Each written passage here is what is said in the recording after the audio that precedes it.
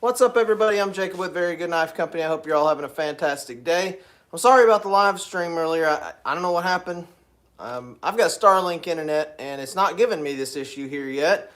Um, However, yesterday it gave me a problem, but I kind of prompted that because I walked out of the shop to go wash my hands. But this time it just kind of dropped me. So we're just going to pick up where we left off. I took a few minutes of a break, and then I went ahead and got the sharpening rig and stuff set up. So everything that I've been working on today is still in the same stage it was when I left off. Hey, buddy. How you doing, Gabe? Guys, Gabe is in here. I know there's nobody in here right now, but a lot of people are going to go back and watch this. Gabe is the designer of this knife. It's called the Eagle. I'm about to finish it right now and put an edge on it, along with all these others. So we're just going to pick up where we left off when it quit on me a minute ago. I've got them all in my caddy here, and all that's left to do is go ahead and sharpen them. So we're just going to go ahead and start it up. I'll talk with you a little bit. Hey, Steven. I don't know what happened, man. I have no idea. I tried to do it again, and I went and reset the whole thing. Nothing was unplugged or tweaked. I don't know if kids tripped over a cord or something in there. I don't know. Doesn't matter. But seems to be working now. No, I doubt it was the kids. They were outside. I was just giving them hell, hoping that they would hear me, but I don't think they did.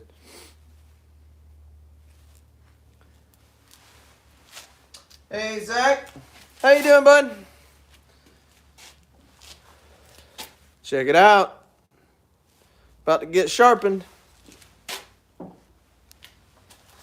These two right here that I'm showing you right now, those are Zach's. And they're getting finished up right now. All right, let's jump into it. So I'm going to be using a 400 grit aluminum oxide belt. This one's already broken in. And it's very, very lightly used. And that's the way I like the belts for sharpening. So I use this homemade sharpening rig. It's based off of the Tormach system. It's essentially the same kind of thing, except handmade. Dude, I honestly believe that it's not going to be satisfying unless you have a whole bunch of pork to do a bunch of tests with. Because this thing really, I don't know, with that big straight edge, almost straight edge, this is a war weapon, no doubt. I want to try and hack some pork butts in half with this. I want to. It seems like that kind of blade. The Huntsman didn't really, give off that kind of vibe. This one really does. Yes, Paul Harrell meat target test. Rest in peace, Paul. All right. Let's sharpen them up. I'll start small and go big.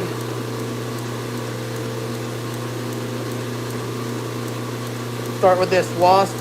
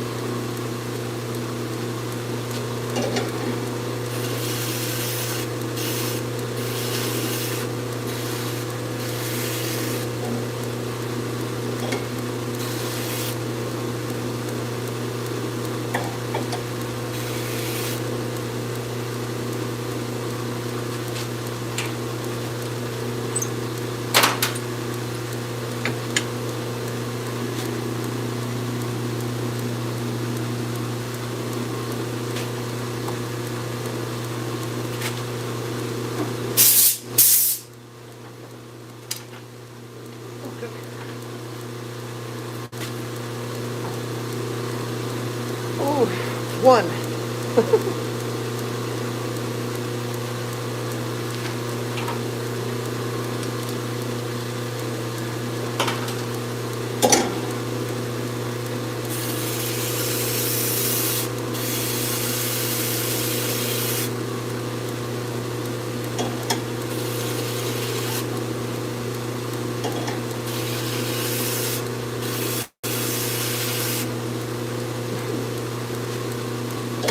Alright.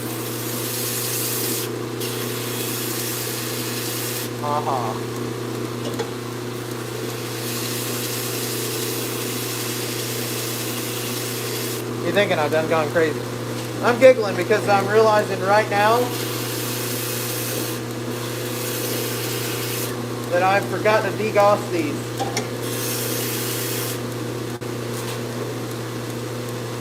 Because there's shit sticking to them.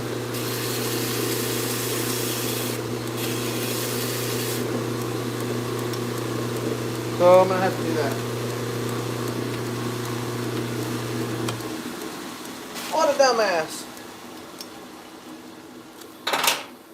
It's impossible to tell. Well, it's not, but it's hard to tell till you get to this stage. So, and I am seeing it now.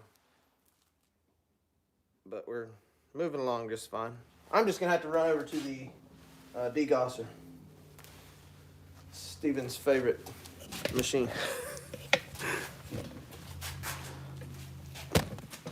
All right, so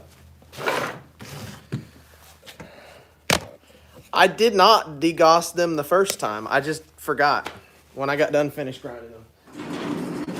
I'm remembering now. I just didn't do it. Just once, but I forgot to do them. All of them.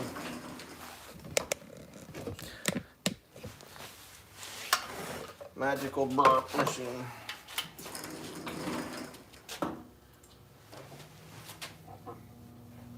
This one I was wondering, it kind of seemed like stuff was sticking to it. But this one, the next one that I did, everything was sticking to it, so. Alright. So, next week, I'm going to get started on some ADCRB2 adventures. And I got to start getting stocked up for Blade Show. Because we don't have a whole lot of time. Damn it.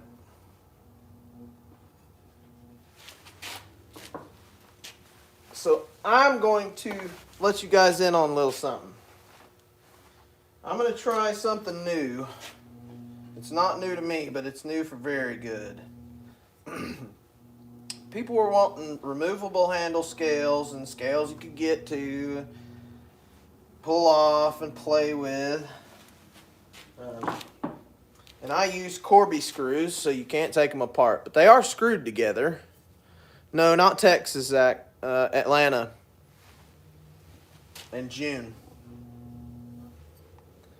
I ain't going all the way to Texas for Blade Show. I'll go for anything else, but not Blade Show.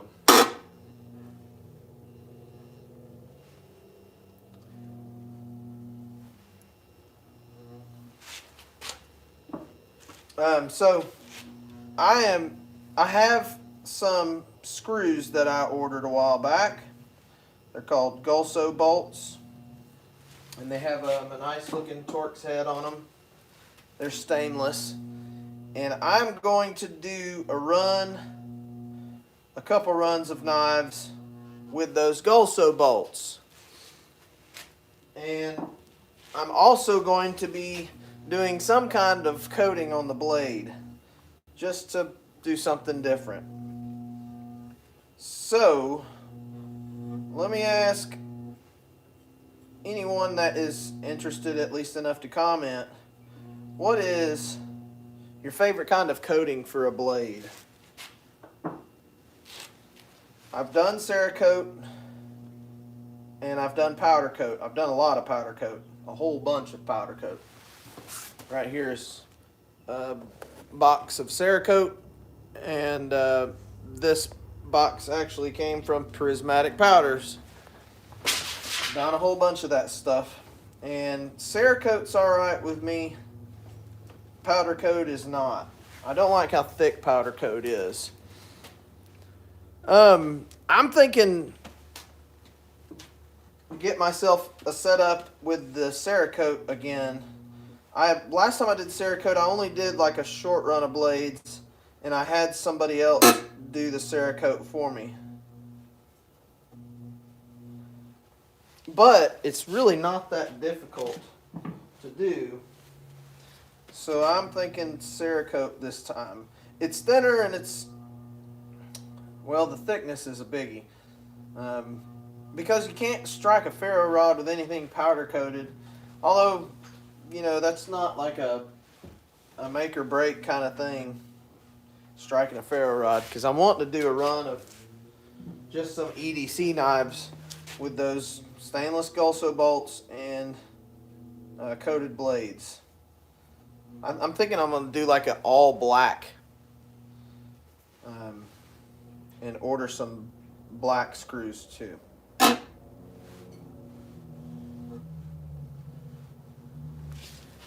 What you guys think?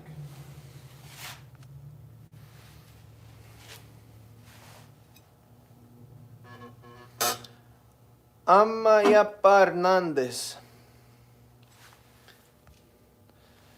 No, they did not get magnetized from heat treat. They got magnetized from the surface grinder, and I just forgot to demagnetize them.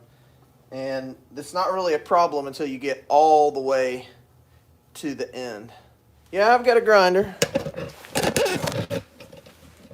There's a grinder, and there's another grinder.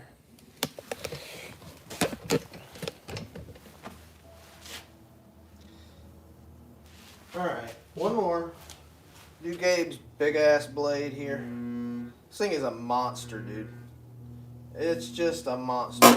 It's the same thing as the Huntsman, and I don't know, I didn't feel like the Huntsman was such a beastie as this. And it was, but it just has a different attitude.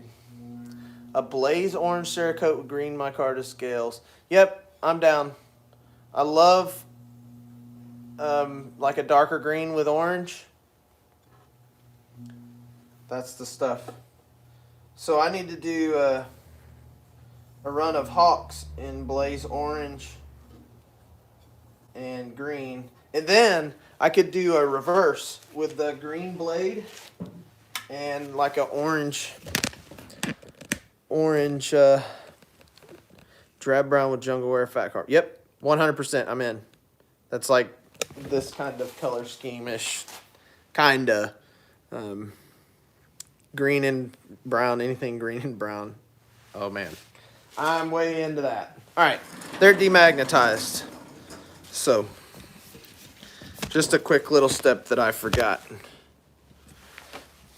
It is the eagle is dark red, so I want to find a darker red material. Oh yeah, I was going to tell you guys, I'm going to start doing some grip tech. If you guys don't know what grip tech is, check out Rock Solid Scales. I think it's rocksolidscales.com. If you go on Google and type in Rock Solid Scales, you'll find it. But he does this composite resin, rubber resin. It's called Grip Tech. And I've been talking with him it's been almost 2 years now. The first giveaway knife that I did, I actually did it with a set of scales that I got from him. He was doing like a free giveaway for a free set of scales or something like that. All I had to do was pay shipping. And they were a set of walnut scales, and I made a Rambler in ADC RV2 and gave that knife away. That was the first giveaway that I did, if any of you remember that era. So he actually started doing this stuff called Grip Tech, and it is a resin composite, but it is full of rubber, like micro rubber. And it's weird because when you hold it and feel it, you can feel all the exposed rubber. But when you work with it, it's resiny, not rubbery. So it can be cut with all the bandsaws. It can be run through the router, machining bits, the drill bits, the belts, all that. It's all the same. It works the same. Except when you expose the rubber and then get it wet, or any kind of hand moisture, it gets even tackier. So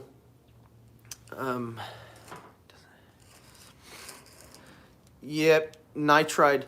Nitriding is another option, like parkerizing. I've done parkerizing too. I sent some blades off a long time ago to do parkerization. I did actually used to do bluing as well. Bluing's okay. Doesn't work for stainless though. Stainless will not blue. I have to use nitride or do a oxiding, which is just not really ideal for me. So yeah, I'm thinking about doing some coating for sure. And I want to do something thin or non-invasive. Like a nitriding would be really nice. Parkerization, something like that. Just to mix it up. Just to mix it up. Yeah, stainless is weird. Cerakote is probably the easiest and most available option as far as coatings go. There's not a color you cannot get with Cerakote. There's not a color you can't make with Cerakote. Where did my mask go? There it goes. And like I said, I've done the powder coat. I've got the powder coater. My oven's set up for it. I've got a rack for it. I've done all that. But yeah, I think Cerakote is going to be what I go with. But I do want to do like a completely blacked out edition. Black screws, black micarta, or maybe even black G10, because black. And that's, Zach, the whole reason I started doing the coating was with the ADC RV2, because people wanted something that was easy to sharpen and, of course, not rustable. That's the whole deal with SE knives. That's why all the SE knives are powder coated. That 1095 is crusty, rusty goodness. I'm also going to do like a blast finish as well, but I don't like any of the blasting abrasive that I have been able to get a hold of. So I'm going to try something different. All of the blasting abrasive that I've put through my cabinet so far has been too aggressive. I want something that, and maybe it doesn't exist, but I want something that I can finish to 220 and then blast it to a polish. It does exist, polishing media for your blaster, but it's expensive. It's just something that I want to try. I want to see if I can't make a scratchless or just a more uniform finish for everything. I do like blasted finish on my micarta though. The micro texturing that it gives is really nice. All right, let's go back to sharpening.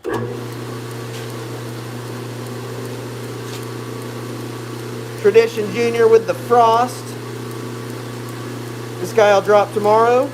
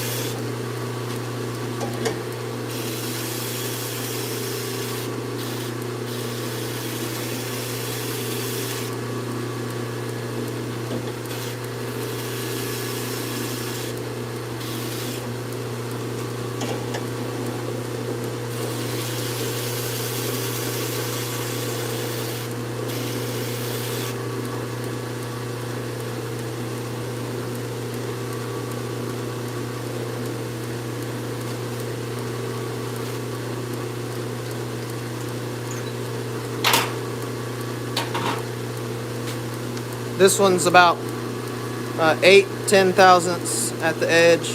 It's closer to 8. It's really thin. You can see how tiny that little edge is. This thing will be an absolute slice wizard. It's pretty too.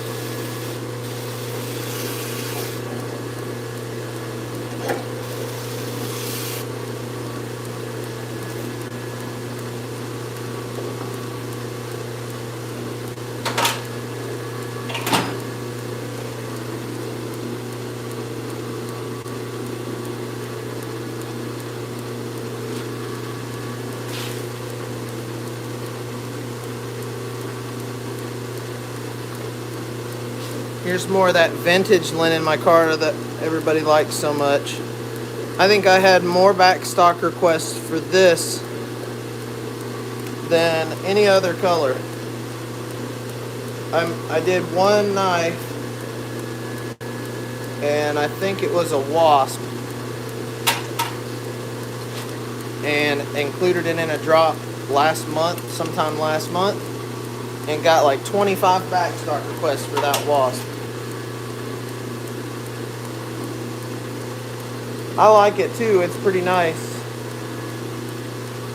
It's dark on the outside, both sides of it, like inside and out. So it leaves a dark streak in the middle. In between, it looks like a liner almost. It's not though, it just fades into a butterscotch color. It's really nice.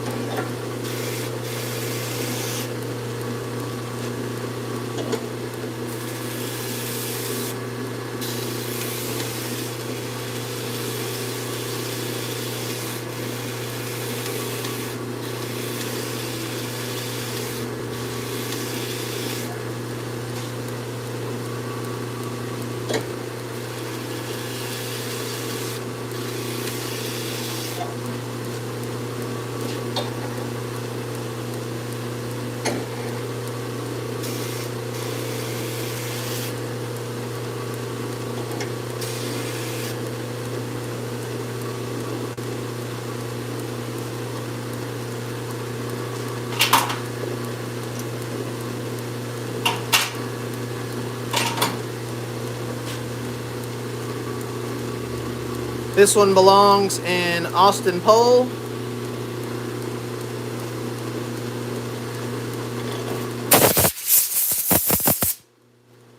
Hey Tom, I'll make you one. I will. Yeah, it's here. It's right here. That first strike flat ground. I will make you one. You know what to do, buddy. Shoot us an email. I think you already did, though.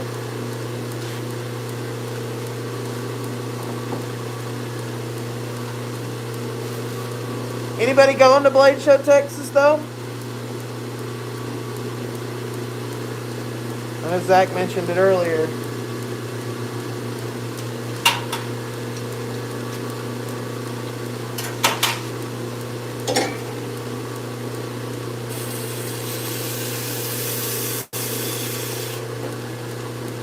This one's cool. This is a Mantis ADCRB2. And it's got brass pins like the Gen 1. That's what he wanted.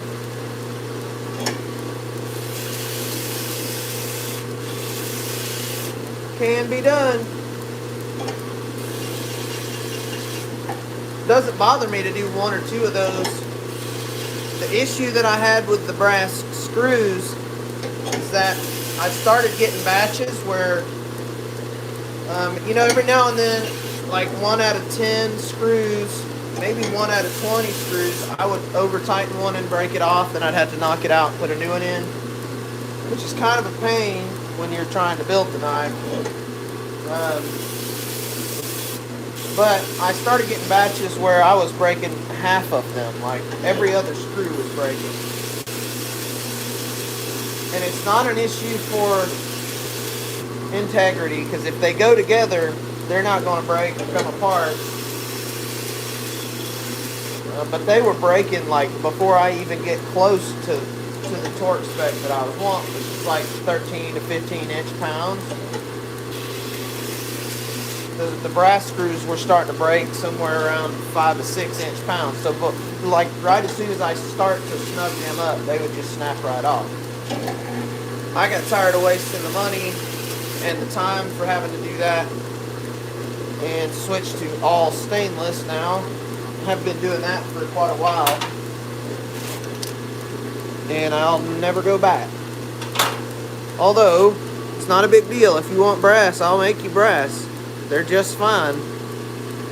No fear of them like actually coming apart, because you can't get under them and pry them off, nor can you over tighten them still, because they're flush now and there's no way to tighten them.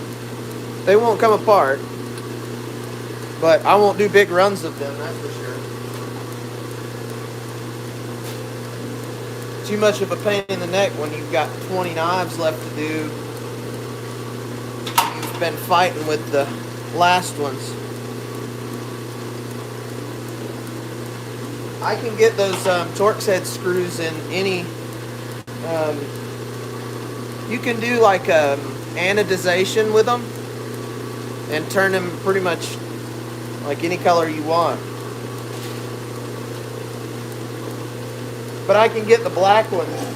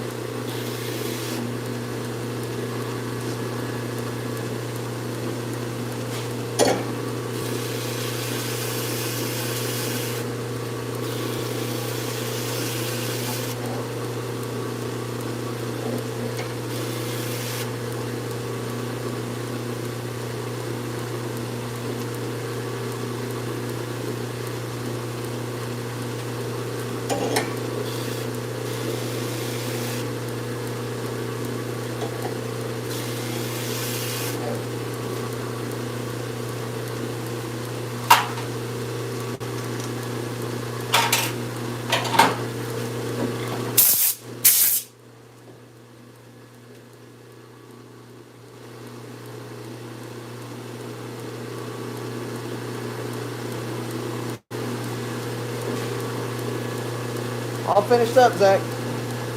One more of yours. Do that hawk.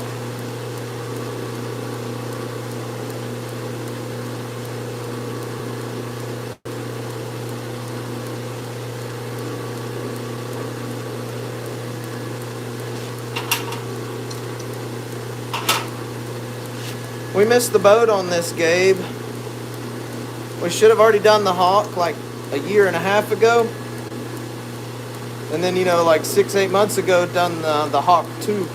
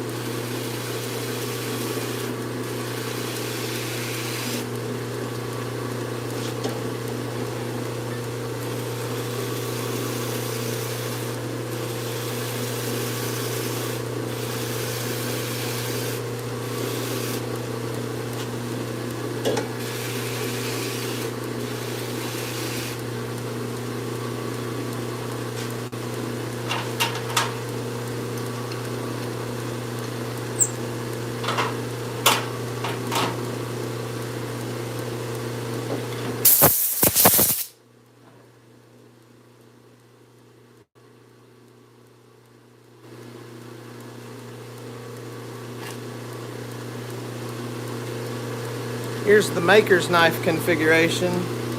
This is an order, and he wanted one just like I carry. That's what it looks like brand new, and that's what it looks like when you carry it every day for about 8 months, 9 months.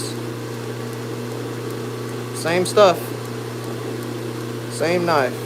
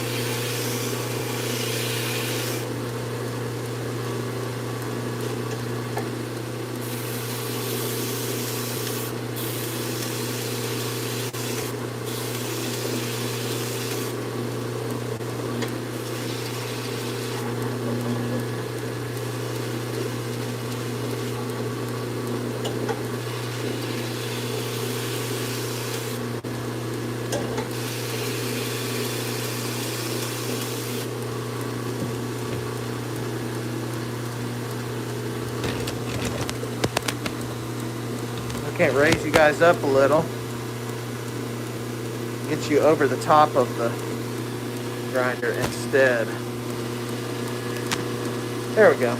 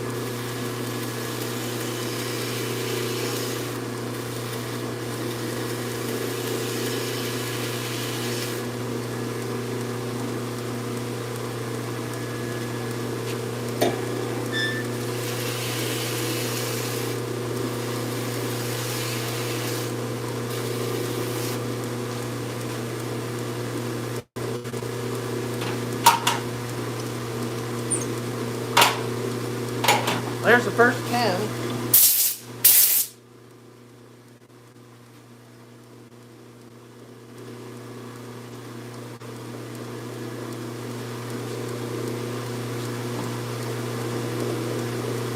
Well, now's as good a time as any.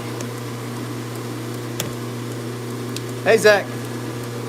What's up, Iz? How you doing, bud? Zach, I just finished yours up just before that one.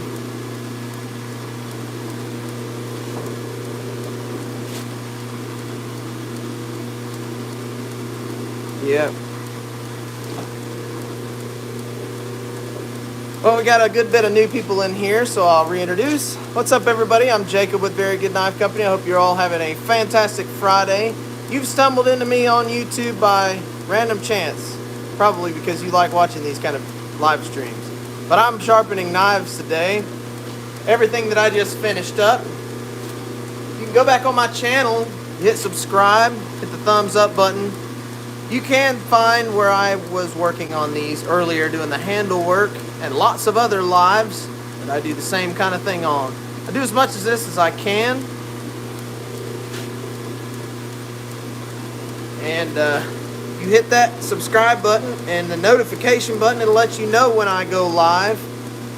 I do as much live as possible. Why? Because I like showing the process, having you here with me. Be honest with you, it's real easy to work 15 years of your life away in a box like this.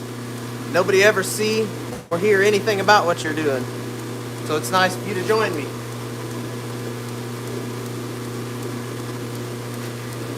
Right here is a signature series. This is, thank you, buddy. It's looking pretty good. It's not bad. It's definitely a step up from the last shop. So this is dark matter blue fat carbon and then black G10. We've got a blue, a turquoise, and a white G10 spacer. And we've got blue and white liners.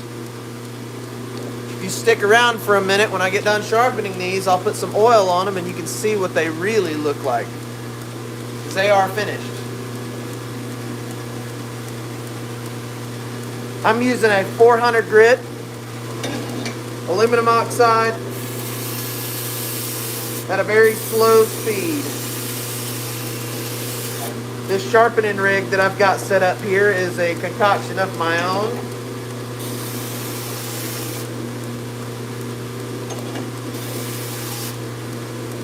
A creation of my own. Although it was inspired by the Tormac sharpening system. Used to have two of those at the last shop I worked at. a T4 and a T8. We started with the T4 and went through about 3 or 4 different wheels with it, used it, and wore it out. Great machine, too small. We got the T8, had a diamond wheel for it.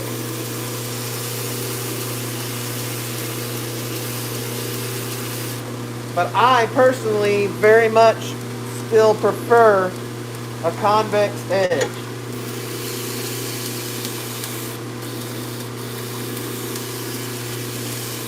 And I always will.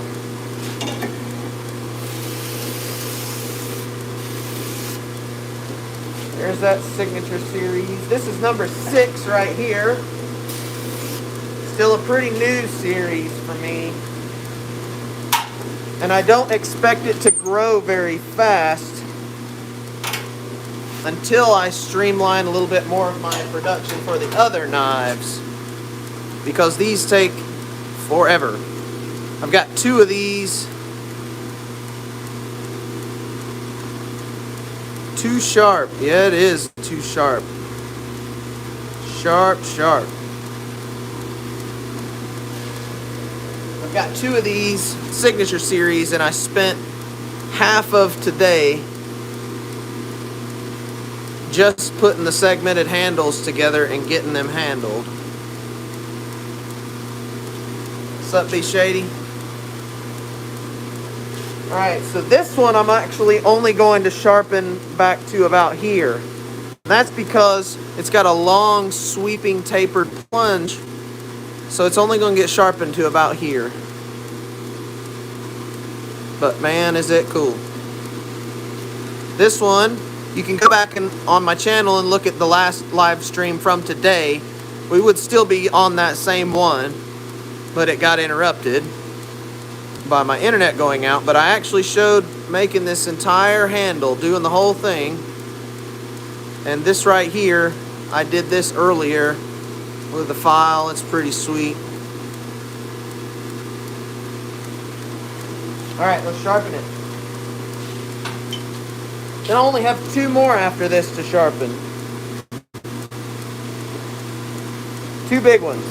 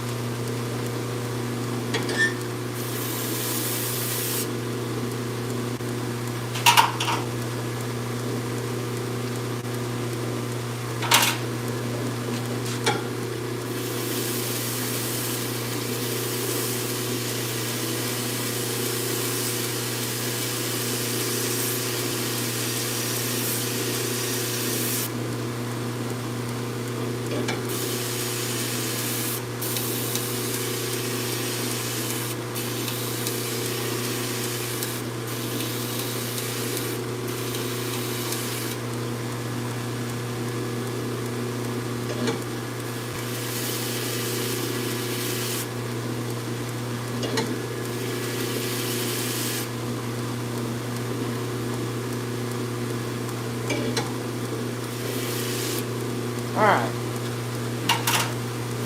I'm actually going to hand finish this one.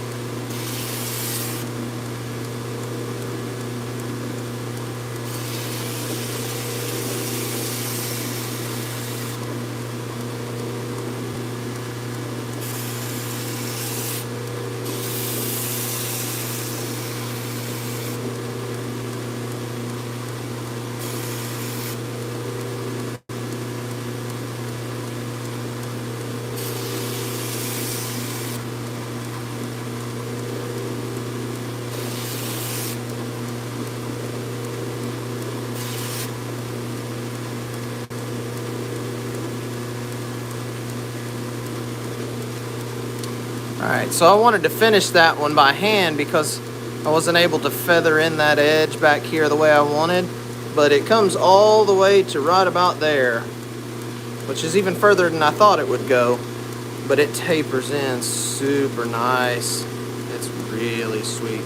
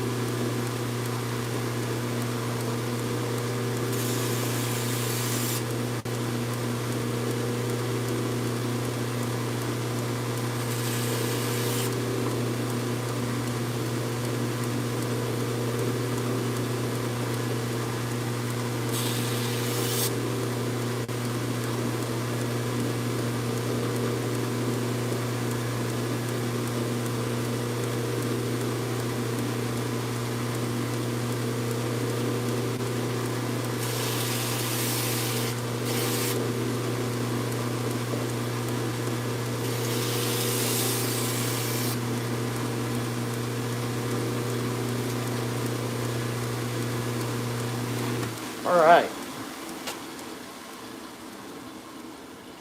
There's that guy. Just needs a good cleaning. Get some of that tape glue and other shit off of it. And then we'll polish the edges, strop the edges, rather. Alright, so I actually like to use a 220 grit belt for the bigger knives. Mainly because the bigger knives will hold a toothier edge a little better than a smaller knife. So the smaller knives I actually always do with the 400. Where's my other 20 grit? There it is. So So I'm going to use a 220 for this first stripe and this eagle. Again, 2 reasons. I like a toothier edge, just slightly more toothy than the 400. On a really big knife like this, it's not really big to a lot of you guys, but it is, to me, that's a big ass knife. But another reason why is these are pretty thick behind the edge. This one is about 38 thousandths, which is good for a knife this size. Doesn't really need to be any thinner than that. Now this one's about 25 to maybe 28 thousandths. Same kind of thing though. 400 grit will take forever. It'll get warmer. Even if I wanted to do a more polished, like a super polished edge on these, I would still do the 220 first and get it close. All right, those are the last 2 that I've got to do here. Those 2 big ones. So let's do them.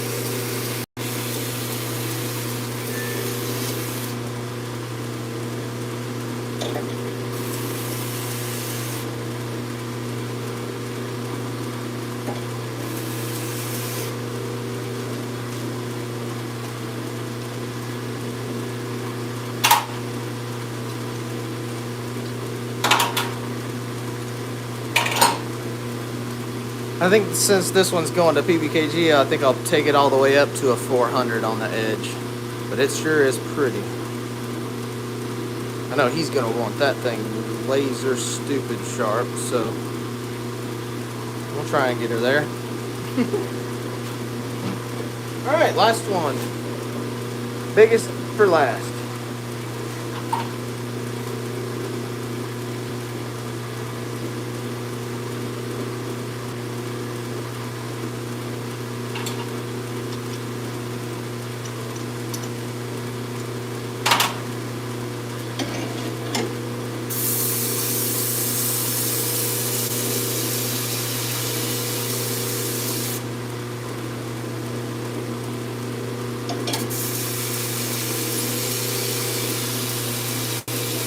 What a big ass knife.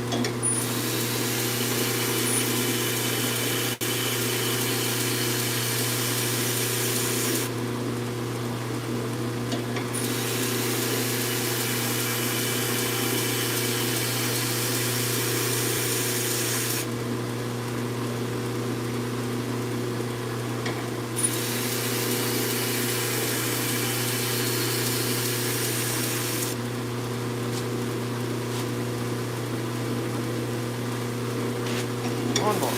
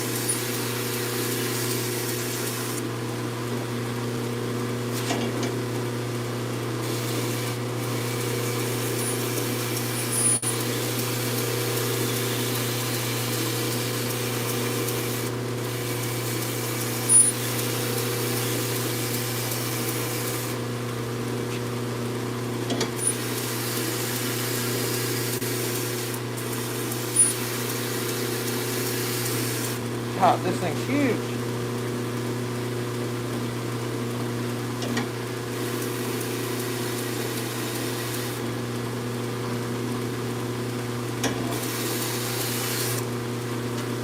Alright, Gabe, I'm not gonna lie.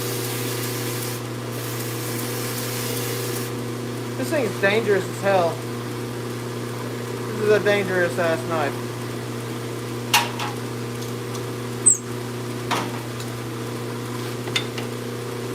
If you just like accidentally drop this towards your leg or anything like that, it's gonna hurt you really, really, really badly. But man, is it pretty. Look at that.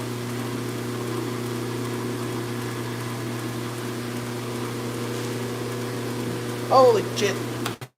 That thing's cool. I'm gonna run that first strike over a 400 right quick. One pass on each side. Get it just a little bit brighter.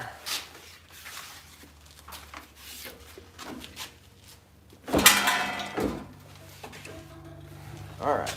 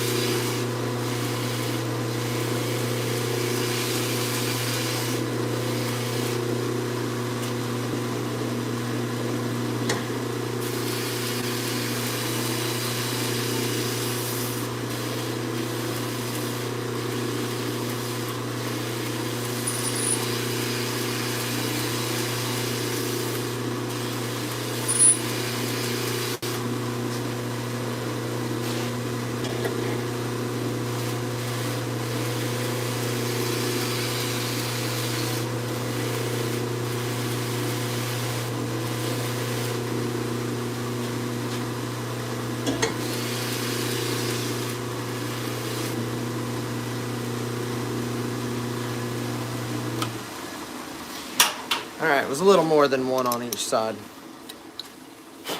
but it's finished up.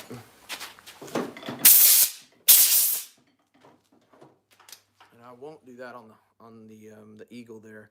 I want a little bit more of a less polished edge on those big giant ones.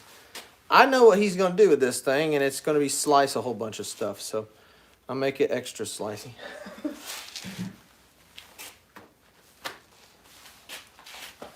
Okay,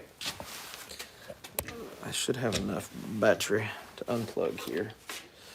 And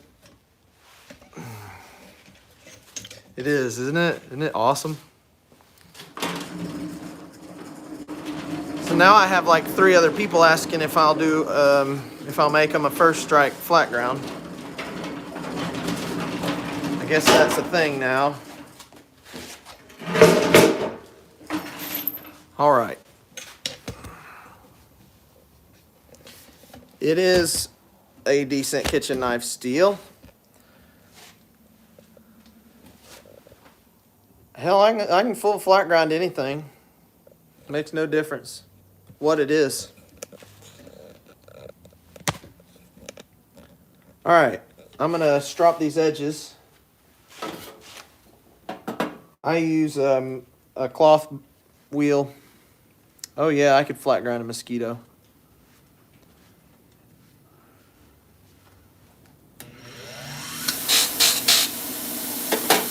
Fluff it up a little with the rake. A little bit of white powder or white buffing compound. We'll go backwards this time.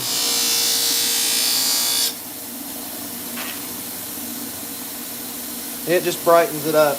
I don't want to go too much. Then I'll polish all the teeth off. What's up, buddy? Okay. So twice on each side is about perfect.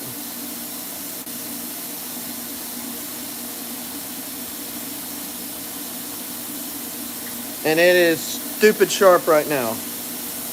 Let's see.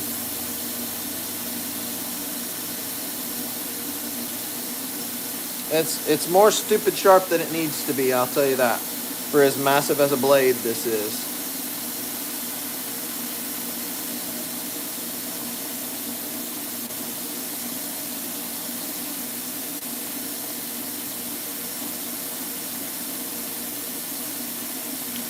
stupid sharp. I mean, just, it's too sharp for me. I will absolutely destroy myself with this. Guaranteed. I'm going to cut myself with this if I play with it. Because it's wicked and it's awesome. I'm just going to skin my arm, I guess.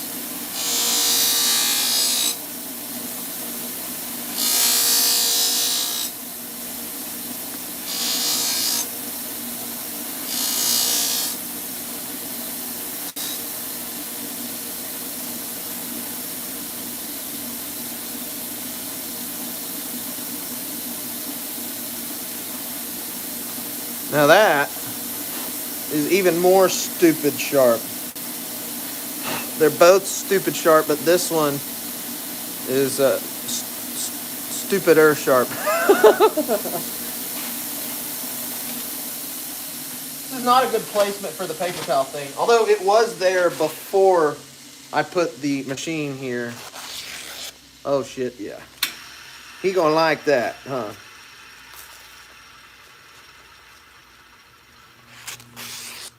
He gonna like that.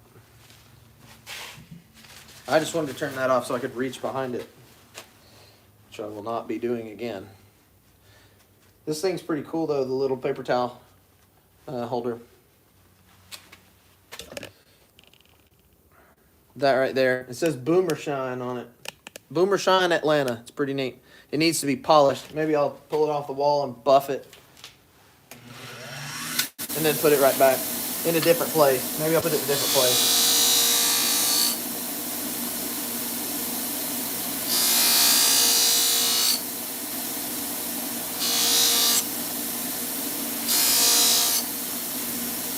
It's that Signature Series.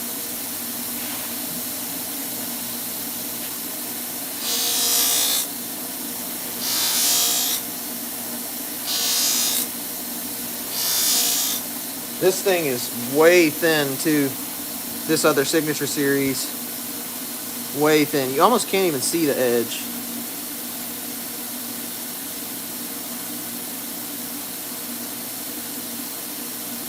It's tiny.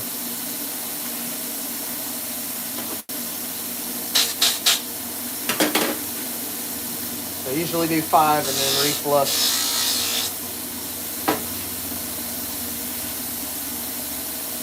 Adventure.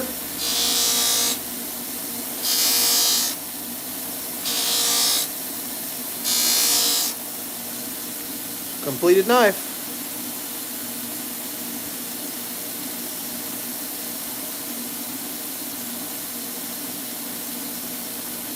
Those paper towels are right on the spot, huh?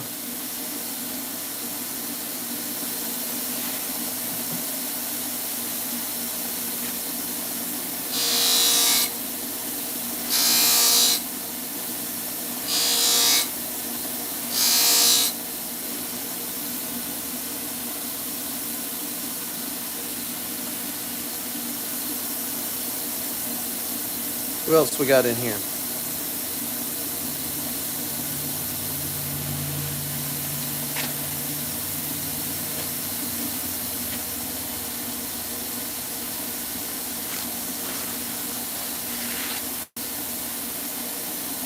It's you, Zach. Some bitch is sharp.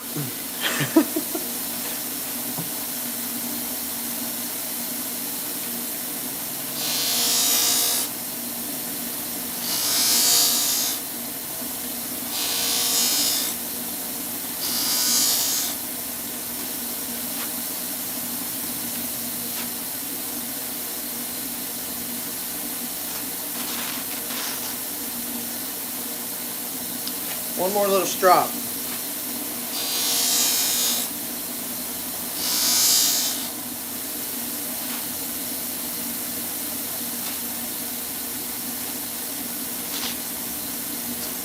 I just tore. Sharp, sharp. Beauty.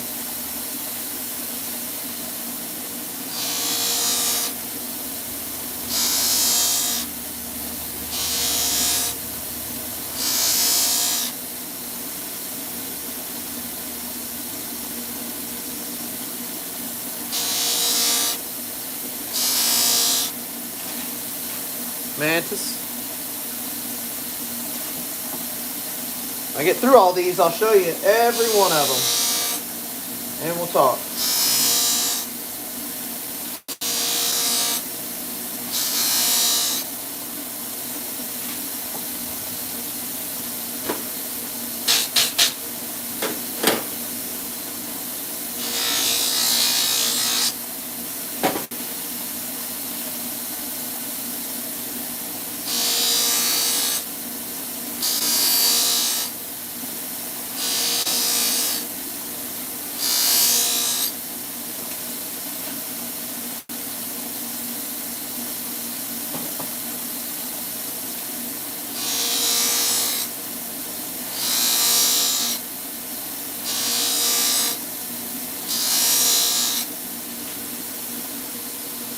We're going to see it here just a second.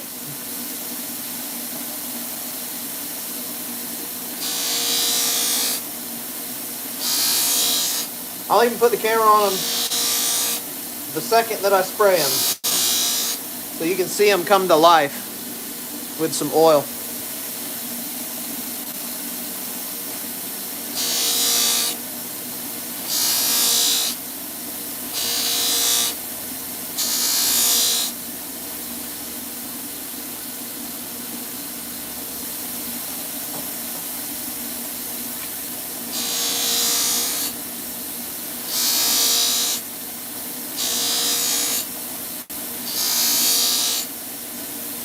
That was it.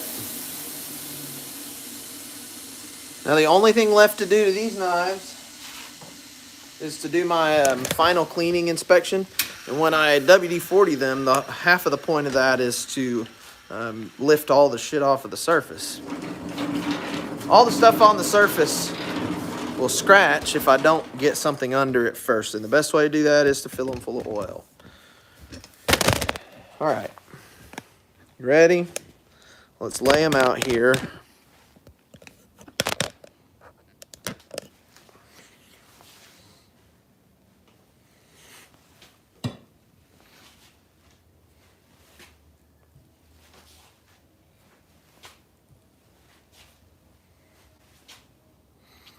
And we'll lay all of them out and go ahead and spray them. I'm gonna move my chair so I have oil over my chair.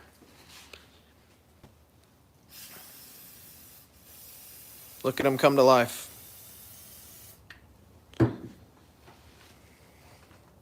Especially that green. See the other side of it? That's awesome.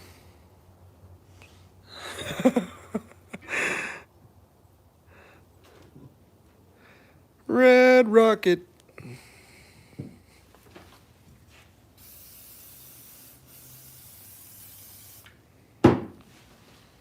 Yeah, buddy. Those are hot. All right, let's do the rest of them. Slide down here, and then I'll show you all of them together.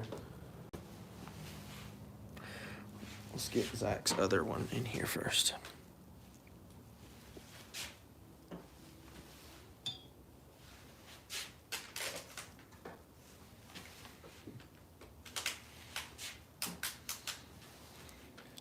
And almost all of those are fat carbon, huh?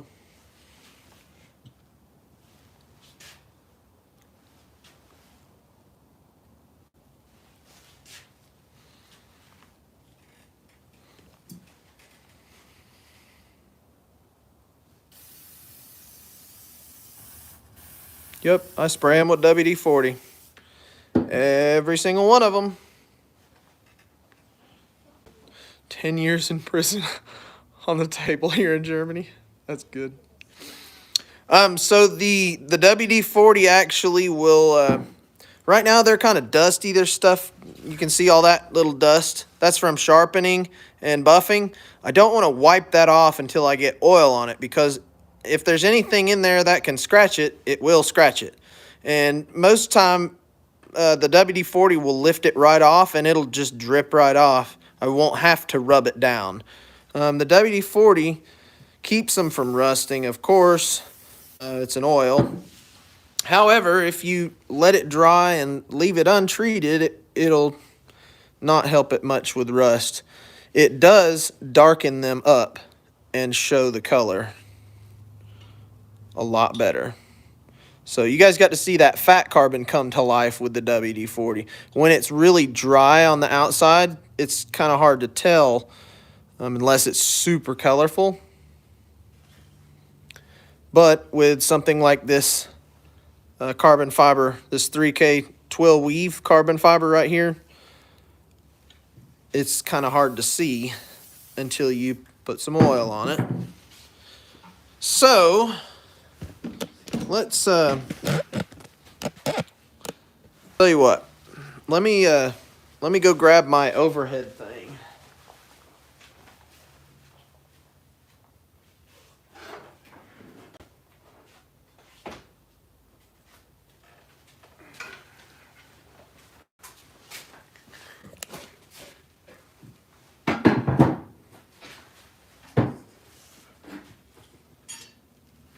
Blades hiding in there. Grab my overhead rig here. And that way I don't have to stand. Yeah, I will take a picture of it for the website. All right, so I've got you somewhat upside down here, and there's a shadow now. That's not cool. All right, so let's just have you upside down here. Let me grab me a cleaning rag, microfiber here, and I'll clean these all up for you. You can see exactly what they look like. So this one is Signature Series number 6. You guys can find this knife on the website after tomorrow.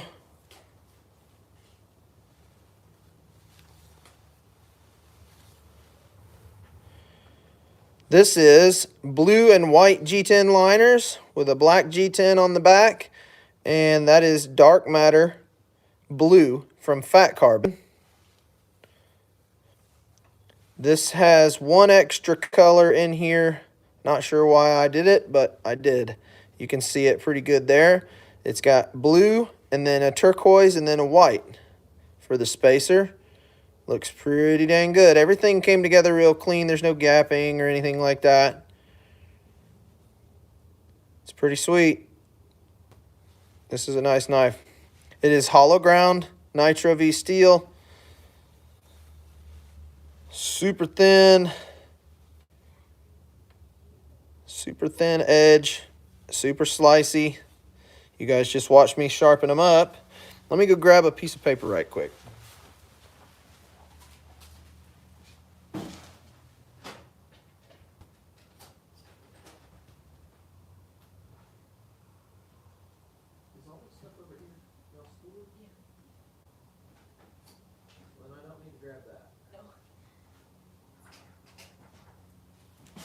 All right, let me grab a piece of paper here. You guys are upside down. I need to fix that, don't I? Let me just get rid of this damn thing. This thing's just causing a shadow. I'll show you what I'm using here. This is what I use for my overhead filming, and I just set my phone on top of it, but that keeps the tripod from being under my feet. But it's not working because it's casting a big old shadow and I can't do it backwards. It's driving me nuts. So let's go just like this. Swing our camera around. All right, there you are. This way I can talk to you and I can actually see what you're saying because it was all upside down. Here's that Signature Series number 6. Lighting is not as good right here. So this one is black and blue. It's got some white in it.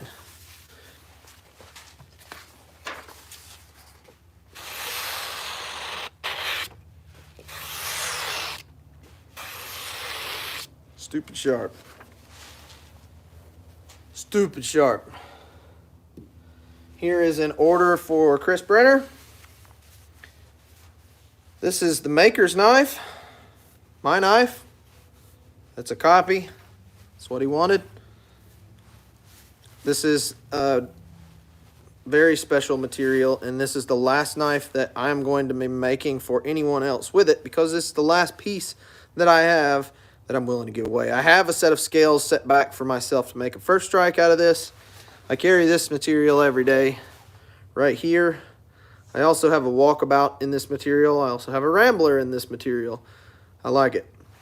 That right there is the difference between brand new and about 9-10 months old, carried every single day. Every day. Both of them Nitro V, both of them same handle material. Pretty neat, huh? The only thing that's left to do to these knives now is to laser them, which is pretty easy. And that takes a small amount of time. So, this one is one I've been extra excited about. So you guys know, if you follow me, you guys know that I'm not big on jimping. That's why none of them have jimping. None of the models. And I'm not really going to change that because I don't like doing it. But sometimes with Signature Series knives, it just comes out. And it came out in this one. When I did the blade, I did some jimping up the ramp right there, and I usually don't do thumb ramps like that either. But this one right here is just badass. If you guys want to see me make this, you can go back through my live streams. I actually had one that would have still been running that ended earlier today. I showed the process of doing the handle on this, including the filing and all those. And this is Fat Carbon Forest Eye with vintage linen micarta in the back. It has gray and green spacers and liners. The green is kind of hard to see, and that's what I wanted, but you can definitely see it in person. The green is stacked on top of the gray. You try and get a little better lighting. This is flat ground. It's got a deep sweeping plunge, so it's sharp out here. Does not come back any farther than that. Long tapered grind lines and a nice big giant swedge. This is a beauty. This is Signature Series number 7 right here. Yeah, Steven, I'm not totally positive that I don't like it more than the Jungleware. When I got this sheet, I pulled it out of the box and I said, holy shit, that's awesome. And it is. It's awesome. I love it. Like, love it. This thing is way badass. I mean, just... whoever gets this is going to be very, very, very tickled. I would carry this. I would carry it out to, like, steakhouses. Because there's no real... I mean... it's a knife just like all these other ones sitting on the table here. So the use is... what you consider practical is subjective. Practicality is subjective. This one's got a little junk around that. Right at the face of the handle. So go ahead and get that off.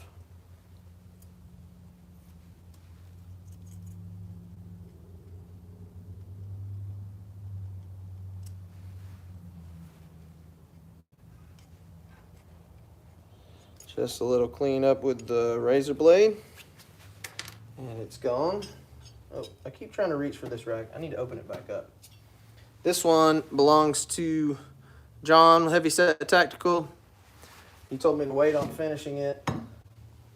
And then this one, I was going to finish up this week, but guy wants an extra polish on it. He wanted 600 polish instead of a 400. Just wanted it a little shinier. And I thought the belts would get here this week. They did not. No doubt, Zach, that is the baddest steak knife that there is in the steakhouse. Without any question. If you showed up to a steak night with this, you win. So this one There, it's cleaned up and good to go now. There was just a little junk up in the handle scales. This, my goodness, I outdid myself on this one. I'm happy with it. This one turned out just the way I wanted. Just the way I wanted. You see there's a slight curve to the face of the handle. I didn't want to match the curve either, because then it would come way out into the front. Also wouldn't be able to clean up the bevels if I went too high. I actually had a hard time cleaning up in here anyway, so holy cow. I'm in love with this knife, big time. That is Signature Series number 7. That one will be dropping tomorrow. I will send out an email. Guys, if you're new here, I'm Jacob with Very Good Knife Company. Hope you're all having a fantastic Friday. Thanks for joining us. If you're new here, hit that subscribe button. And then hit that notification button as well. It'll let you know when I go live, which I do as much as possible. But also, if you go to the website, which is www.verygoodknifeco.com, subscribe to our newsletter, you will get an email tomorrow, and it will let you know exactly what time the stock drop is going to happen. The drop will happen on the website. It'll most likely be 1 o'clock Eastern time again, and I might even do a live drop again. So I'll go back over all of these knives and just show them. But this drop is going to be cool because not only are we dropping those 2 Signature Series, but we're dropping 3 other specials. And then I also have an extra Wasp and Nitro V with just green micarta. Well, I can't keep them all, buddy. And not gonna lie, I gotta eat. So, Carnage knife sharpening. I have not put a price on it yet. I have not, because I have not rounded up exactly how much time I have into this knife. This one and this one. Both Signature Series. This is number 7, this is number 6. And they are part of a series, and they will be numbered. This one right here, I will probably end up putting, I'm going to say 400 on this one. I think I'd go 400 on this one. I'd be happy. This one's got black G10, and it's got dark matter blue fat carbon. I'm teasing Zach. I got to show Zach. I'm sorry, buddy. I didn't even talk about it. This one right here belongs to the guy in the comments, Zachary. This is his, and it is a Hawk and Nitro V, and this one has fat carbon Snowfire. This knife is spoken for, it's paid for, it's done. All that's left is for me to finish a sheath for it and etch it, laser engrave it. That one is his, and he also has another one here on order as well. And it is this Tradition Junior in ADCRV2, and it has burgundy micarta with white liners. Super, super nice. It's hard to get the lighting right with the burgundy because the shininess of the micarta kind of washes it out. It's very burgundy. If none of you guys have it or have ever seen it, it's very burgundy, purplish color. The lighting is difficult. It's really difficult to get a picture of as well. So back to this one, Carnage. This knife right here, the base price on a Nitro V Hawk is $219 Nitro V, and then add $50 for fat carbon. That's how much extra for fat carbon. Fat carbon's expensive. It's very expensive, actually. I can buy an entire massive 4x4 sheet of micarta for like 250, 300 bucks, if that. And this piece right here was 60 bucks. Yes, this piece in my hand, this 5mm thick piece was 60 bucks. So, and I use about 65% of it. What I don't use from the knives that I use, well, that I cut it all out for, I'll end up using pieces of it like this. That's a very damn tasty 60 bucks. You're right. It's expensive for what it is, and I have to charge what I charge for it. But, I mean, for what it is at the same time, it's not that expensive. It's really not. This stuff is classy as it gets. I really just, you know what? If you look at my background on knife making, like looking at the 2Jake stuff and what we've done, I have touched just about every material that you could put on a knife, from extremely expensive fossils to precious stones, even diamonds. And I'm not going to lie, I think the fat carbon beats all of it. It's uniform. It's consistently, I don't know, I think it's the classiest and best synthetic material that you can put on a knife. Here's another one, Carnage Knife Sharpening. Check this out. This one's going to be dropping tomorrow on the website. Subscribe to my newsletter, verygoodknifecode.com, and look on the front page. You'll see a spot where it asks you to subscribe for the newsletter. And I'll send out an email for everyone that subscribed tomorrow. And I'll be dropping this one on the website. I'll probably do a live drop as well. This one looks like it needed one more strop. It's still pretty sharp, but I can still see a little burr on it. So I'll take and strop it one more time. No big deal. This is fat carbon frost on a Nitro V stainless. This is a Tradition Junior. It is hollow ground, and it's very thin. It's about 10 to 12 thousandths behind the edge. About 10 thousandths behind the edge. Super slicey. It's just like this guy. One that Zachary just got. All right, next up that we're going to drop tomorrow is, if you're not into blue, here's the opposite end of the spectrum. How about red? This is a Mantis Nitro V. This one's flat ground, about the same thickness behind the edge, pretty thin. And this one's got lava flow, fat carbon lava flow. This is awesome stuff. I'm not a red fan, not really at all. In fact, nothing I own is red. I own a lot of blue and green, obviously.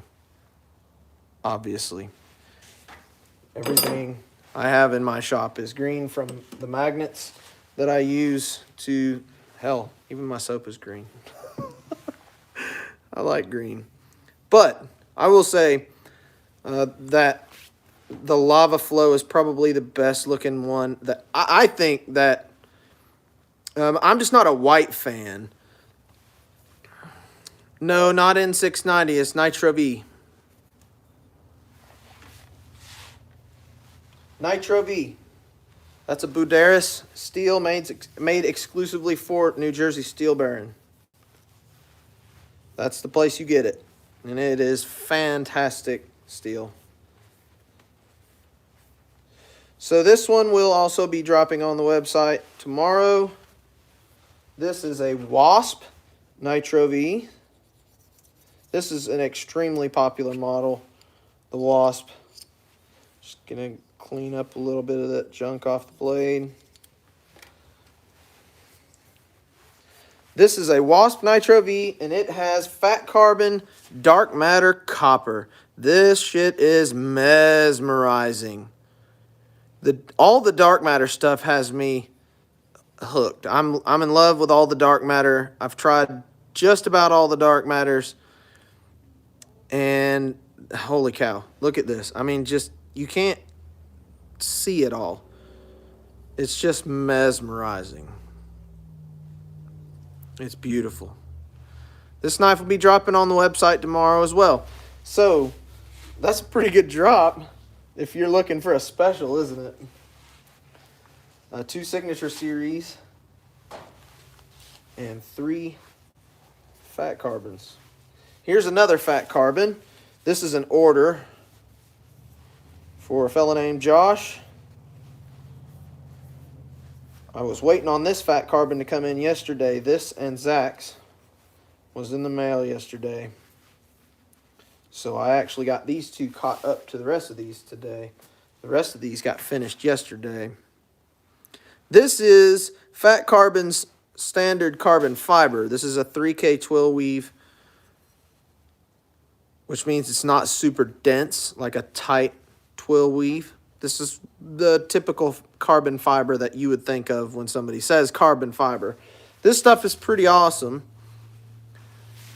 And you can see that beautiful sheen with the weave in there. This stuff is really cool. So there's a couple different variants of that fat carbon actually has, and I'll take you over here and grab the fat carbon. So fat carbon actually does more with that twill weave, and they do one that they layer in a... Yeah, I'm not gonna lie, Steven, that twill weave is it's not as boring when it's finished up. I have used other similar to just a basic twill weave. What I was saying is this right here is what it looks like. This is the unfinished side. This side has a shellac on it. And you can see how glossy it is. I mean, it is completely mirror glossy. Whew. I got a sneeze coming on. It won't come out. But this is just coated, and I cut those pieces off of this morning. Pretty awesome. Which hardness? My Nitro V is about 62.5. About 62, 62.5. Okay, I came over here to show you something. Here's a dark matter gold. This stuff is just like that dark matter copper. It's quite similar. Here's the piece of the dark matter copper that I cut that off of. You can see they're pretty much the same. One's gold, one's copper. The gold is not really gold. It's brass.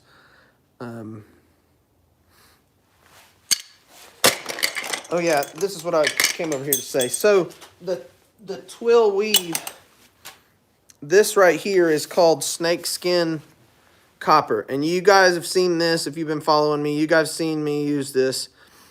The snakeskin gold and the snakeskin copper. This is just a twill weave, but it's infused with copper. And it is just like this twill weave. And it's pretty awesome, isn't it? I actually have, I have a knife finished with the snakeskin gold. It's my personal revelation. I'll grab it right quick. It's sitting right here. All right, so this is that same kind of thing, gold. And it's got the same, I don't think it's quite as uniform, but that's what it is. It's just infused with gold. Pretty sweet. Pretty dang sweet, isn't it? So, let's continue here. This right here, we just finished up talking about that, and that's what got us onto this whole subject, was the twill weave. 3K twill weave from Fat Carbon. Carbon fiber. Pretty dang awesome. All right, this one, opposite end of the spectrum, not carbon fiber at all. This is a vintage linen micarta. It didn't have a Westinghouse sticker on it, so I can't say it's Westinghouse, but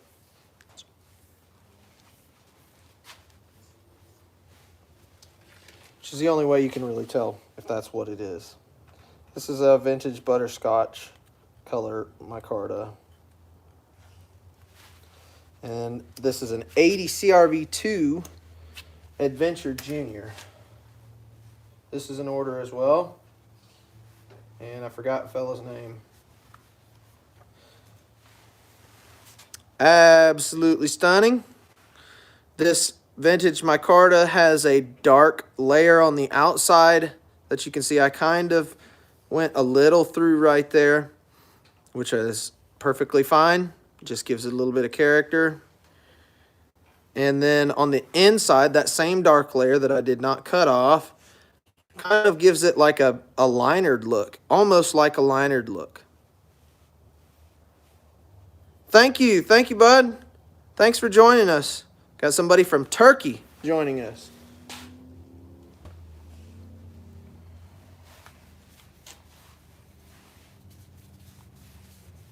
I have some friends in Turkey.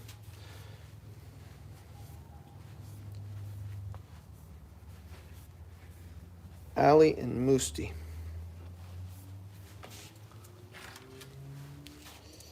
This is a Wasp Nitro V. This is an order for Austin. Austin might be in here. Austin, you in here? Say hey if you're in here. Austin does pop into the lives though every now and then.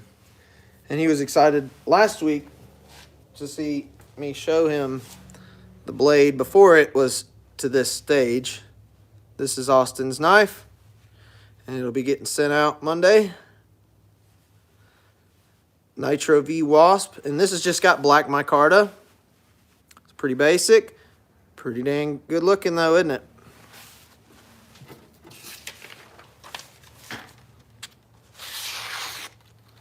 Nothing wrong with that, is there?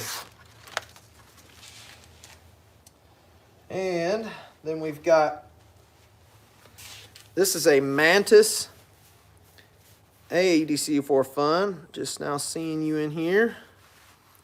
D Hamo Sharp Live. Yep, I don't do sharpening choils. I'm not a fan of sharpening choils. I very, very, very much dislike them for everyday carry, actually. I've tried a lot with sharpening choils. I'm not anti-sharpening choil, but for my EDC stuff, yeah, I just don't do them. If you ask for them, then I'll put you one in. I'm not like, no, I refuse to do them.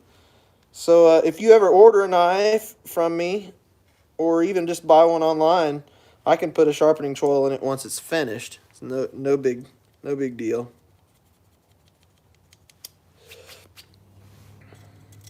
I can add you a sharpening choil though.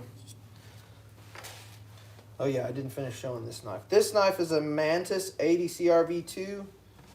And this one is configured generation 1. So 80 CRV2, and it's got brass Corby screws. I got rid of all the brass Corby screws because I was having an issue with, I do. Yes, Zach, I do offer copper. Here, I got some right here. Copper. I always keep brass as well. Always. Because somebody always asks. But hold on, I'll grab you a knife right quick.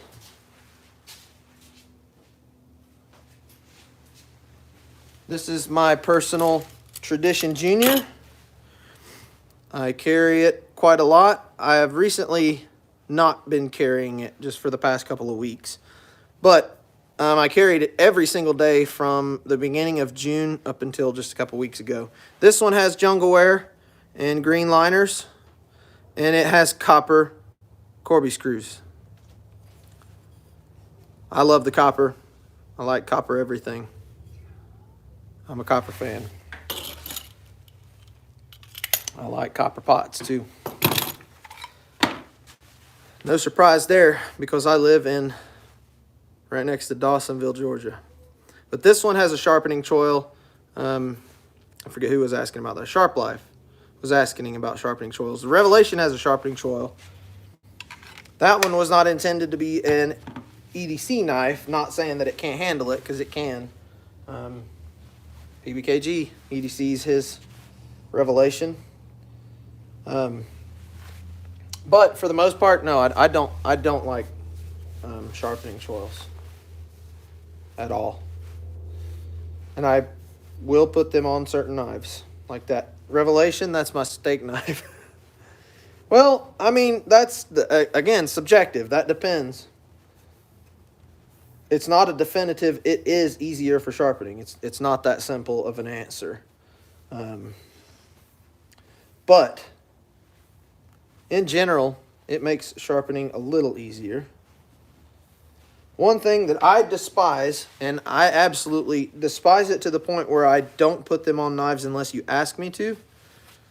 The one thing that I despise about the sharpening choil is every single time I pull out a knife to grab and slash something like a strap, a rope, anything, every single time the sharpening choil gets hung up, every time. And it's always in the most inconvenient of times. Like, hey, I need you to cut this like right now. I got my hands full or something. Or I need some serious help and I need you to grab and slash this. That shit drives me absolutely nuts. Sharpened a lot of knives? Yeah, I have too, buddy. I promise you. I've sharpened a lot of knives. And I fucking hate them. I don't care what anybody says. I really don't. And I don't have any hatred towards you for loving them. I really don't. I love you for being here. But I absolutely despise sharpening choils for everyday carry. And I will not do them. This one has a choil, though.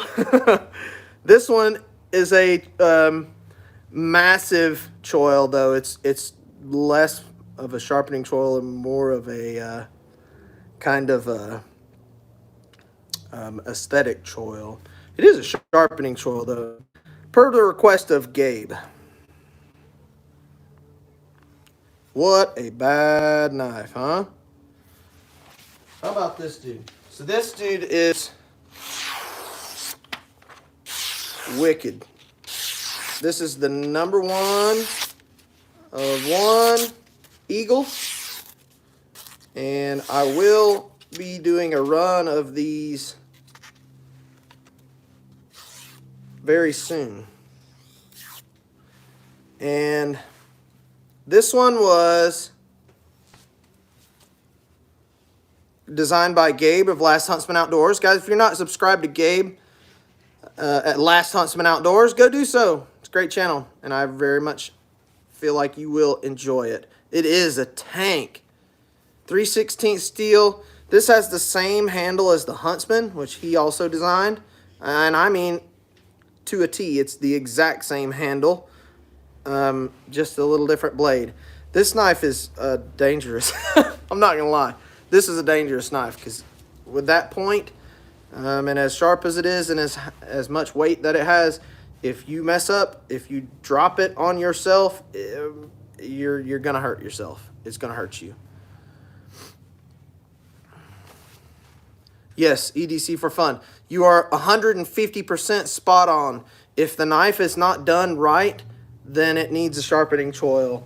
Or if it's done a certain way that it can't be sharpened. But again, that comes down to a design issue, like putting your handle too far forward where you can't sharpen. Knives just have to be made right. But, you know, I'm like I said, I'm not anti-sharpening choil. I'll put them in if you ask for it. And there's one, I got one model that uses a sharpening choil. And it's a steak knife. So, but anyhow, this thing is, man, it's wicked awesome. I just have a deep urge to slice a massive piece of meat with this. I want to see if it'll remove a hand. I don't know why. That's fucked up. Excuse my language. It is late in the day. 6 o'clock.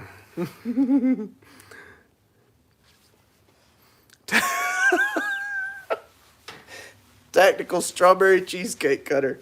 Yeah, I'm not gonna lie. Mine's cut cheesecake because my wife is Mrs. VGKC. She likes her cheesecake.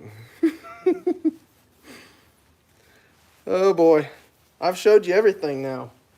I didn't show you PBKGs very much, did I? This one, for those of you who are just now joining, this is a first strike in Nitro V, and it is different than the other first strikes you're going to see on the website because this one is flat ground. I normally hollow grind them, and I like them hollow ground still. Yeah, I think he's going to try and put it through a nail. I don't know. I did the nail test with my Nitro V, and it did just fine. But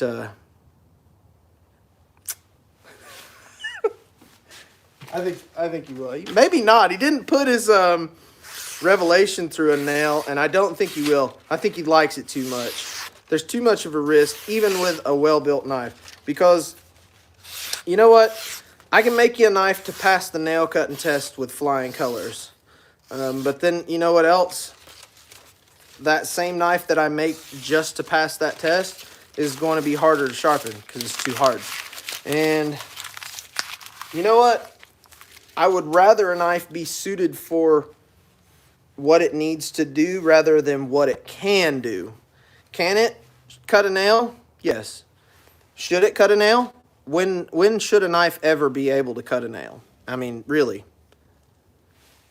But, you know, I'm preaching to the choir here. You guys know all this. And of course, PBKG has already discussed that as well. It's not anything more than just because I can. So, I certainly wouldn't take this knife and go chopping nails with it during the nail zombie apocalypse. Yeah, I mean, seriously. You know, there's a lot of things like that in the knife world, isn't there? A lot of those things. Things that we need tactical strawberry cheesecake cutters for. Oh, that's good. Got me cackling. Sometimes just sitting here slicing paper with a super slicey knife is fun. This signature series here has got a really thin edge.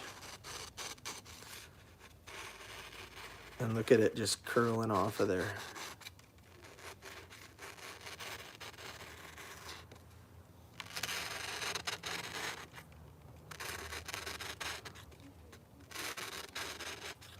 Oh man, thanks, Zach. And I was just gonna show up with a bunch of cheesecake here. Good to see EDC for Fun. Thank you for stopping by. Thank you for the support, brother. Have you a good weekend. All right, guys. That is all I have. That's all I have. You know what? I'm excited. I'm really, really super excited because I've been talking about trying to get cleared off on my order list forever now. Right there is the end of the order list. It's right here. That's the last one. I'm waiting on some belts to get here. I actually have one more of these to do. There's two of these. I have to do it next week. But he was delayed on everything. He told me to wait until March 3rd anyway. That's it. The last 2.5, 3 weeks has been nothing but orders, and I kicked butt and got them out of here. I'm happy and I'm proud of it. And I'm also happy to be able to get some more signature series and some more specials dropped too. So I will see you guys tomorrow. I am just going to go ahead and try to say that we're going to do a live drop tomorrow. It'll be most likely at 1 o'clock Eastern time. If that changes, you'll know first with the newsletter, but I don't think that's going to change. 1 o'clock Eastern time, and I'll do a live drop. No, I'm not going to close the books, but I don't really have an issue staying ahead of them if I'm not like 25 orders behind. That's been the problem, is that most of these orders, for example, this one, that came in 2024. This one, 2024. Let's see. Everything else sitting on the table here is all most recent. But I've been so far behind on orders because we had to move, and then the shop power was down, and I didn't get that fixed until the end of January. So it just had me way behind. And usually when I get orders, it's just by a work-in kind of deal, because I'm constantly running and doing runs, and I always seem to have an open space somewhere to fit a knife or two in. So it's not a big deal for me to take orders when I'm caught up. My biggest issue was I was like 35 orders behind, and that stove right there has heat treated thousands upon thousands upon thousands upon thousands of blades. I never used the stovetop. In fact, I don't think I've ever even turned on the stovetop. An oven is an oven. It's the same as that kiln right there. The biggest key with the oven and heat treating is making sure that you know what your oven does. I've had this oven for probably 10 years now, and it's still going strong. I do Kydex in this oven. I do powder coating in this oven.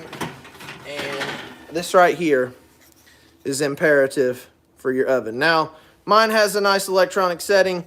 I know what it is. However, you can't just take any old oven and go heat treating with it unless you know exactly the kind of temperature that you're working with. So this is the second or third thermometer I've had in here. None of them ever quit working. I just replace them because over time they will start to change. This one is kind of old, but it's not too bad still. And it also hasn't ever steered me wrong, because I do check this oven every once in a while with another electronic. Actually, they're not. Powder coating ovens are exactly the same as normal ovens, just by the way. And I do powder coating. I've done a bunch of powder coating in this here oven. Again, temperature is temperature. It makes no difference.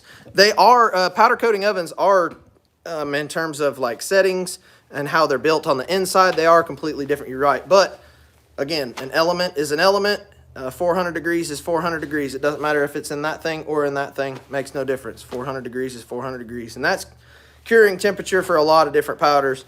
I do have a good bit of powder still stashed up here. But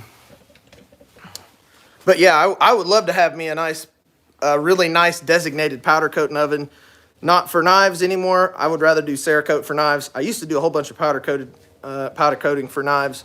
But I would prefer Cerakote because it's thinner. Good to see you, Zach. No party powder. No party powder here. Let me find you a knife that I've powder coated. Here's a powder coated knife. This one is powder coated with a textured green. And no Colombian powdered sugar here, buddy. This knife right here is powder coated as well, that same green, and it was carried for years. Absolutely, bud. I absolutely do sell the knives. Here, I'll show you since you're new in here. I'm Jacob with Very Good Knife Company. It's good to see you, bud. I'm glad you're here joining us. I'll go over this one last time before I take off for the day, because it is 6 o'clock. We're all ready for dinner. So these all right here are orders. Not all of them. I'm sorry. I misspoke. These are not all orders, but a lot of them are. This is a Mantis 80 CRV2. This is an order. And when I say order, I mean you contact me through email and tell me exactly what you want. If you want to see what I have, you can go to my website. It's verygoodknifecode.com. I have a whole bunch of, there's a whole bunch of stuff. You go on there and look, you'll see exactly what you want to see. You can go to the all models page. You can go to the Signature Series page. Although, if you see anything on the Signature Series page, I will not remake it, ever. But I do have 2 new Signature Series knives dropping tomorrow. This is Signature Series number 7. This one's got Fat Carbon Forest Eye. And this one, hey Cannon, how you doing? And this has got Fat Carbon Forest Eye and Vintage Linen Micarta. Signature Series number 7. This is number 6 right here.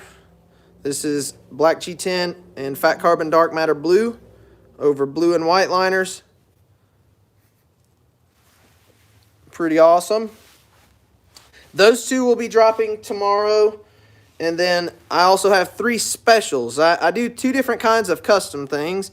I have these, which I call specials. And specials are essentially a customized version of a model that I'm already making. That's what a special is. And usually when I do specials, they either have like a G10 liner, like this one. The fellow that just took off out of here, Zachary Schmidt. This is his knife. And it is a Tradition Junior, just like this one. ADCRV2. This one is Nitro V. This is ADCRV2 carbon steel. It's got burgundy micarta with white liners. Yeah, smash that like. Smash the like button. Hit the like button for me. This one is Fat Carbon Frost. This is pretty awesome. This is new to me, this particular variant of Fat Carbon. I've tried a lot of them, and I don't know why, I just haven't tried the Frost yet. This one's pretty popular. But a special is essentially a customized, already running model. The difference between a special and a signature series is that signature series, this is a special Mantis Nitro V with some Fat Carbon lava flow. The difference between a signature series and a special is that I will recreate this. I'll recreate it 150 times if you want me to. I don't care. But these are all marked with 1 of 1. Every one of them say 1 of 1, and they all have a serial number. Not yet. They've all got to be lasered still, and that is the last step. But they'll all have a serial number right here on the spine. This one will be number 6, and this one will be number 7. I will not recreate these ever. Never. Because they're not 1 of 1 if I recreate it. I won't recreate the blade shape. I'll get close, and I might do something quite similar one day. But I also will not take requests on blade shapes either. That's a slippery slope because I've been in this game a long time, and I've had a lot of people tell me, hey, I want this particular kind of thing, and you know, you end up making it 2, 3, 4 different times, and it's never quite the way that they envision it. And that's because I'm not in your head. I cannot tell what you're trying to interpret to me through your lack of ability to draw. And I'm not trying to shit on anybody there. I'm just saying we're not all artists, and it's not like any of us are ashamed to admit that. But it's hard to get a custom blade shape turned out exactly the way that you're going to want it. So I just don't deal with that. So I do specials, which is basically a special version, a special edition, a special order for a knife, a model that I'm already running. This is a Hawk in Nitro V, and this is also one of Zachary's knives. This one has a Fat Carbon Snowfire, red, white, black, pretty sweet. Sounds like Miss VGKC just pulled up. So, the other special that I have sitting here, there's a couple more, but another one that I'm dropping tomorrow is this right here. This is a Wasp Nitro V, and, well, I got sleeves on. You know, I'm all tatted up too, with really shitty tattoos I'm not even going to show. This is the Dark Matter Copper by Fat Carbon, and it is one of the most mesmerizing fat carbons that there is. It really, really, truly is. Hey, buddy, listen. No diss at all to your skill, but I wouldn't ask you to fix them because they're that shitty. So here's another special. This one sparked a discussion earlier that we went on a whole rabbit hole with. This one is Fat Carbon 3K Twill Weave, which is just a regular old fat carbon fiber. Like when you think of carbon fiber like on a car hood or something, this is the kind of carbon fiber that it is. 3K Twill Weave. Pretty sweet. This is a Nitro V Adventure Junior. It's an order also. So, guys, if you want to order a knife, you can hit me up. And like I said, if you go to the website, there's a page just for the specials. I usually take pictures of all the specials that I do, whether I'm dropping them or sending them out if they're orders, just so I can have it on profile in the portfolio. So, you know, you can go through that specials page. It's not completely up to date, but there's like 50 or 60 different knives in there as well. But I'll update it with this one and some of the others. That way everybody can see a variant of something. But you can also go to Fat Carbon's website. You can go to Fat Carbon's website. It's FAT Carbon. And it's fatcarbonmaterials.com. Okay. Ms. VGKC says it's fatcarbonmaterials.com. If you just go to Google and type in Fat Carbon, you'll find them really easily. But if you want something special from there, you can take a screenshot of it on your phone with the name and everything, exactly which one that you're looking at. And I'll just order it for you like I do with all this stuff. This is the Fat Carbon Dark Matter Glow. This stuff glows. The whole sheet glows. And I mean, it glows. Like really, really bright. And it's super cool. I'm not going to turn every light in the shop off just to do that. Even though I want to, but I'm not going to. And then this one is new to me as well. This is called Uni Copper. It's like a raindrop.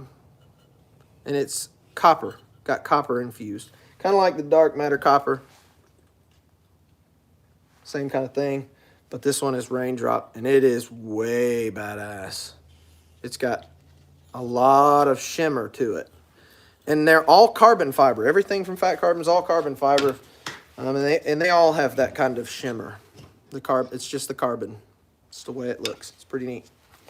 And then I also have, if you're into green, you can do green. This is called the Jungle Wear from Fat Carbon.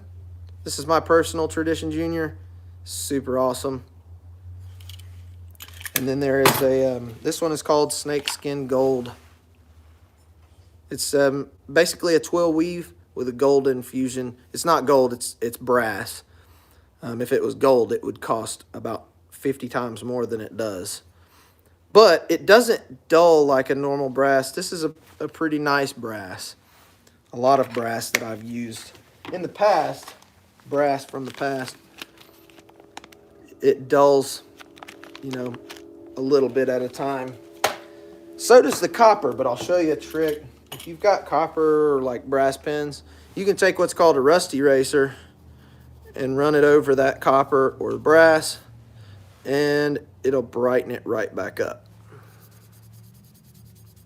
Right before your eyes. Pretty neat, huh? All right, guys, I have talked myself just about hoarse.